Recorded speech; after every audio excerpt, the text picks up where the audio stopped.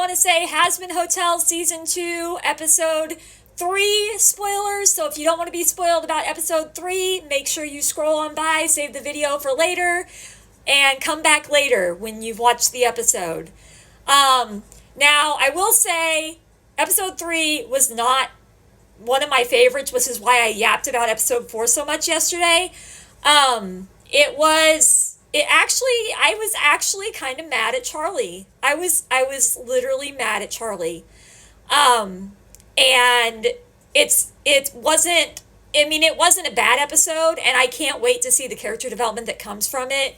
But I feel like a villain. I was on the V's side the whole time, except for when Angel came on screen and saw that the V's were there. I was not okay with that. That was not okay. And I was like, why? She knows that they're the three V's, right? She knew that. Why would she do that? Why would she do that to Angel? Invite them to his safe space?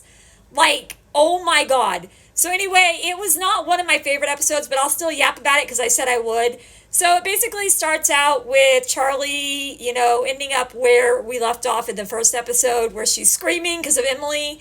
And then she runs around and telling everybody that they can be redeemed. And Angel Dust is like they all are like, are you sure that's what they said? Because she's been, mourning Sir Pinchas. Like they're not 100% sure she's right.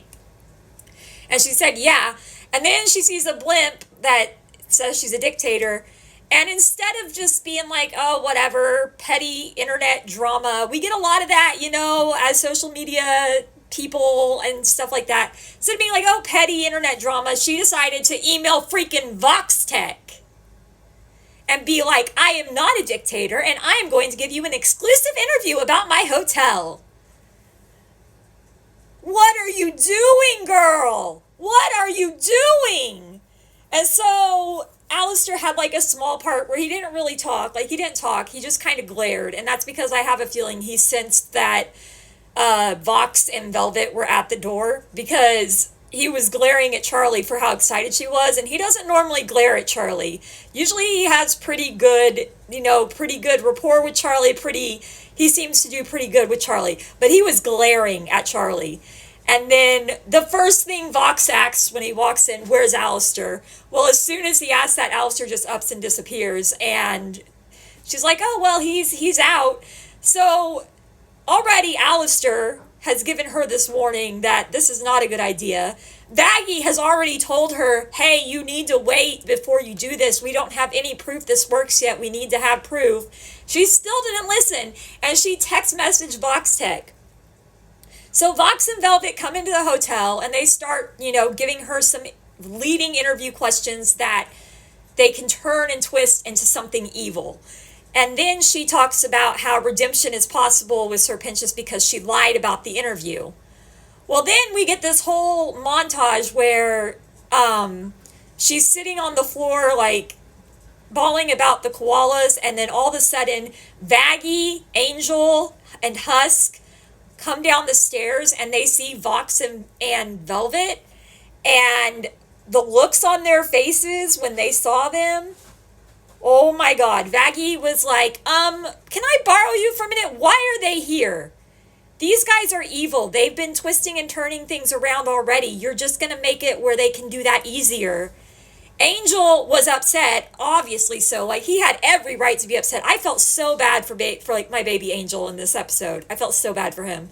Because she invited his boss's two friends to the hotel. And he had not only been abused, he's not only been abused by Valentino, but I'm sure that Vox and Velvet has abused him in some way too.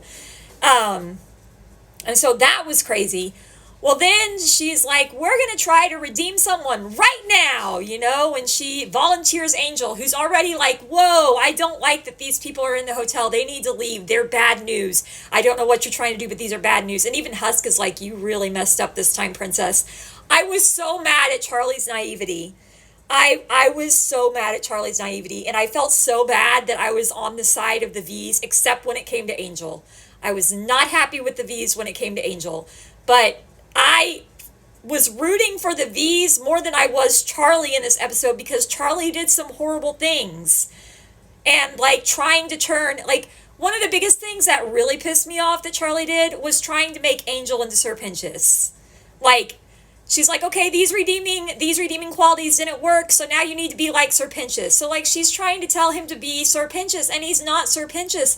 So she's still, you know, like mourning over the death of Sir Pentious. And I understand that she has character flaws, and that's a good thing. I'm glad they're showing us her character flaws, because her naivety really got her in a lot of shit this time. Like, I'm not even kidding.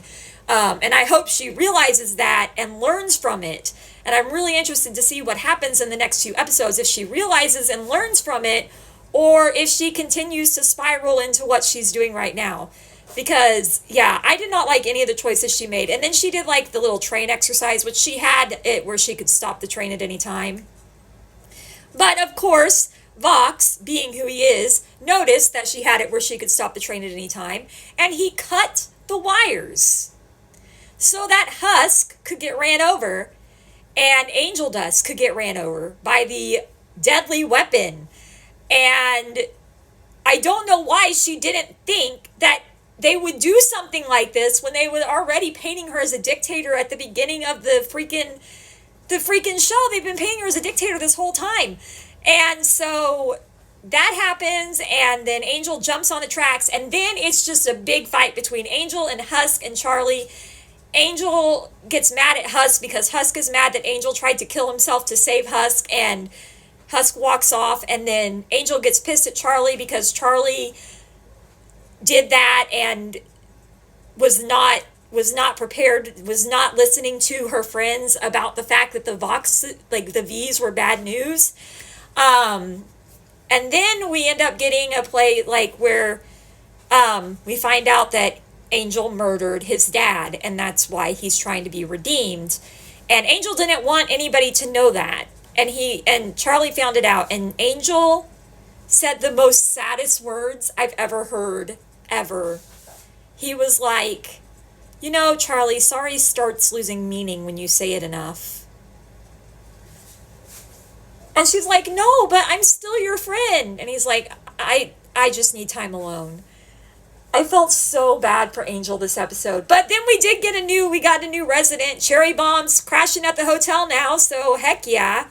But anyway, that was my thoughts on Season 2, Episode 3.